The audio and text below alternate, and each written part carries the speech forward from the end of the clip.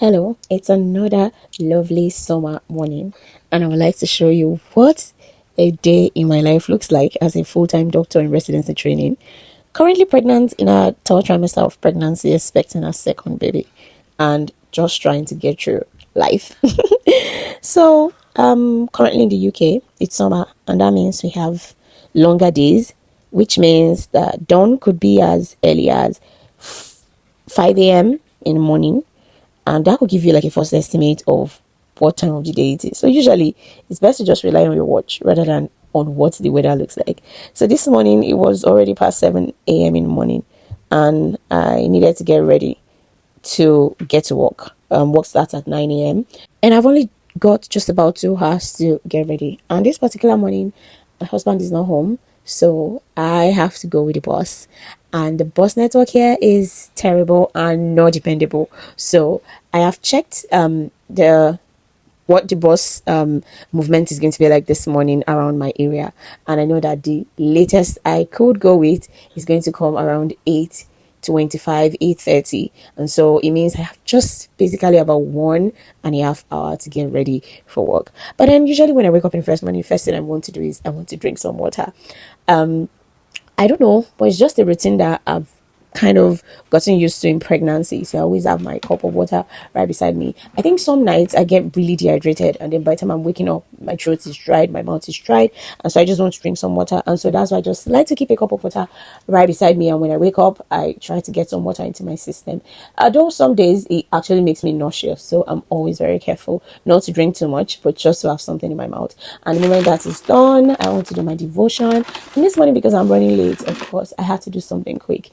So first things first, I decided to do my to-do list, because definitely I need to be sure what my day is going to look like. So I have to make a list, and also because I don't know what's going on with my brain. I have become so forgetful, and if I don't set alarm and I don't do a to-do list, I'm practically going to miss out on a whole lot of things that I'm supposed to achieve in the day. So that's just like my own shortcut to ensuring that I get all the necessary things done every day. And the next thing is to do my glucose testing. And this is very essential because I was recently diagnosed of gestational diabetes mellitus. And so one of the things I have to do is to keep checking my blood sugar level, usually when I wake up and then after each meal of the day. And after that, I decided to quickly take a shower and get ready before having my breakfast, since I don't feel too hungry this particular morning. One of the major challenges I'm having in this third trimester is that a lot of my clothes no longer fit. And although I have some clothes that I actually reserved for pregnancy from my last pregnancy, I also realized that they are quite few, and I have tried to get more clothes, but it's just like every 2 3 weeks I have to like get new set of clothes, and it's so annoying. And so I'm trying to make do with whatever it is I have, because I don't want to buy too many clothes, because after I have the baby and pregnancy is out, most of the time I won't be able to fit, or I won't be able to use any of those clothes at all. And so on this particular morning, I decided to try, like, this was the plan to wear the orange dress to work. But when I tried it, I wasn't feeling it. It wasn't giving the vibe I wanted. So I changed it to this other gown. And the goal right now is comfort. Anything that is just going to be comfortable, especially with the current weather in the UK.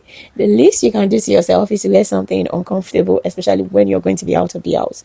And yes, about some of the products that I've been using. There's this particular fair and white oil that I have been using for my belly. That was because my last pregnancy, I had like serious stretch marks. It was really bad. It was scary. And this time around, I was like, no way, it's not going to happen again. So I got this fair and white oil for stretch marks, and I think it's actually worked. I don't know if it's just that particular brand, but I noticed that I didn't get to have new stretch mark. And for me, that was a win. And by this time, I was almost ready.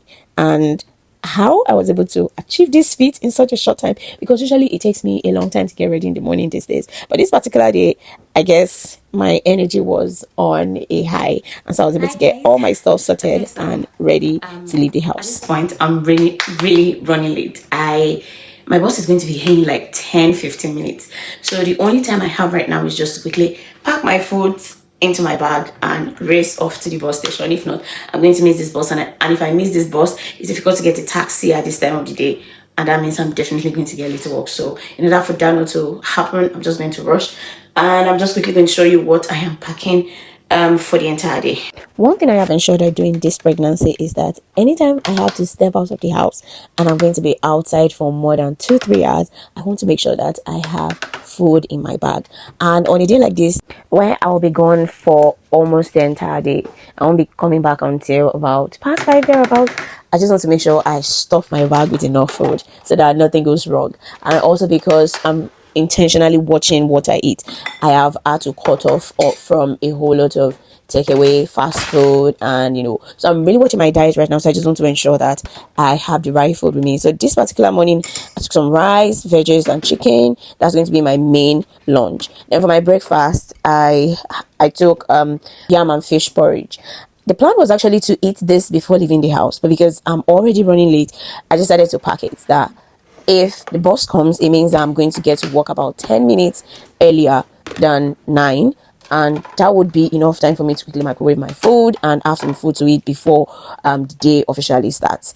And then I have just my bowl of yogurt, and of course I always have to take my cup of iced water. Yes, I always fill my cup with a lot of ice, and that's very important for me because as long as the ice is there, I can always fill it up. When I get to work, there are different points where you can get water to drink. So the ice is the problem because I may not be able to get that outside of the house, but I can easily get water. So that's the trick.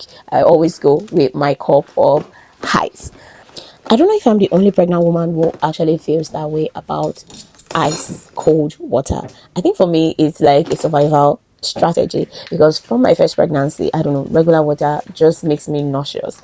It just like make me sick, and so the only way I can get to hydrate myself is either I sweeten it or I make it very ice. Like sometimes it can be so cold that I feel some numbing sensation in my mouth, and that is just where I like my water. And I've heard some people talk about, oh my god, as a pregnant woman, you're not supposed to be drinking very cold water. But the truth is, science has not showed that there is any danger in drinking cold water. So I just try to get myself hydrated as much as possible. And so I was really running late, but fortunately I was still able to catch up with the bus. And so I got to work. It was a very short drive, just about 15 minutes drive to my place of work. And when I got to work, just like I anticipated, I was able to still have a very short time to quickly have some meal before the day started. So my first activity for the day was to attend the ECT session, and also because baby girl is gradually becoming a proper psychiatrist, I had the opportunity to conduct the treatment, and so I administered the treatment for all the patients that we saw on this particular day under the supervision of the consultant. And afterwards I had to do the notes and all of that before I left the ECT suite and went over to my own primary unit. I'm currently rotating through healthy learning disability unit, and god, the UK is currently experiencing heat wave, and it's been a crazy time. And being pregnant, oh my god, I think it's a horrible experience because it's like I don't know how to really describe it, but it's so bad. But then on this particular day, I'm so thankful that there was a fan right there beside me, and so I had to put on the fan, and I was able to have some fruits, and I also had my yogurt, I had some water. I felt a bit better before continuing with my activities. So it's been a busy morning. So I had to first attend my ECT session, which I already anticipated was going to take me about the first 2.5 hours of the morning. So we usually start about 9 in the morning, and depending on the number of patients. But today we're supposed to have about 3 patients, but eventually we only did 2 because after the consultant reviewed the 3rd patient, he didn't want to go ahead to administer the ECT. ECT basically means electroconvulsive therapy, so it's a form of therapy in psychiatry that is usually used for some psychiatric or severe psychiatric conditions like maybe when a patient is severely depressed and is not responding to any other form of treatment, we want to consider ECT. Or maybe in a situation where a patient is currently having an episode of maybe severe mania, yes, we can also consider ECT treatment. Or in any situation whereby patient is refusing to accept food, and we think that like a condition we call catatonia, which is more like a situation in which patients would refuse food, refuse drinking, they'll just stay put in a position, would not engage, would not move, and if that continues, they could be at risk of dehydration, malnutrition, and even severe physical health deterioration. So in such situations, we want to intervene with ECT. There are some other situations in which ECT can also be considered, maybe like for severe postpartum depression and situations like that. So after completing the procedure, I also have to do the notes, and so I have to stay back a little bit at the ECT suite to sort out the notes. And when I finished that, I headed off to my own primary unit, learning disability. So today, the plan was that my consultant and I were supposed to go for a home visit to see some patients in a certain care home. But due to some unforeseen circumstances, we would no longer be going physically. So it has now been converted to a Teams meeting. And that is going to be starting at about 2 p.m. and it's going to last for about 3 hours. So I have between now and this is about 11:30, a few minutes to 12. This is about 11, almost 11:40. So I have about 2 hours 20 minutes thereabout to do a few things, which will include I have a letter I need to complete and send off to the GP for one of my patients. Then I also need to complete some medical notes and also try to get my lunch, and before the meeting starts. Now the other thing is, I was really hoping I could join the Teams meeting here in this building, but the problem is that most times the building usually closes before 5. That means I have to be out of this place before 5, and in order not to interrupt the meeting, the MS Teams, so I'll just find my way out of here before 2. So before the meeting starts, I'll leave here, get a good location where I am sure I can sit for 3 hours uninterrupted for the meeting. That's probably what my day is going to look like. So right now, let me quickly finish the GP letter, send it off, then respond to some other emails. Today is a Monday, so I need to respond to some other emails, and let's see how it goes. But this is how it goes, except something else comes in, but I don't anticipate that. So that's basically what my day looks like.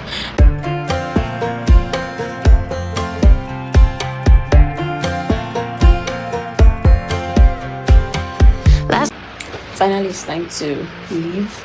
So I'm just going to pack my bags now. The bus will be here in like 5 minutes. I'm just going to clear this table and sort out everything else and quickly get out of this place because I can't miss that bus.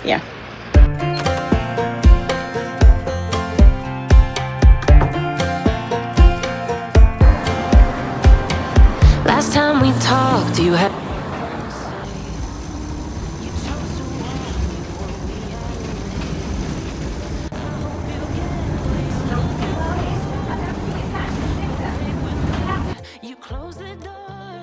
I realized the only place where I could actually stay uninterrupted until past 5 p.m.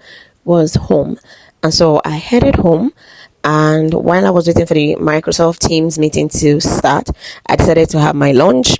After this time, I was informed by my consultant that the MS Teams will not be holding because the managers were not aware of the information. They didn't get the email about the change in the meeting, and also because the email that has been sent earlier about this meeting was not communicated by someone, and so because of that they were in another meeting, and so this was not going to be possible, and so it has to be rescheduled for another day.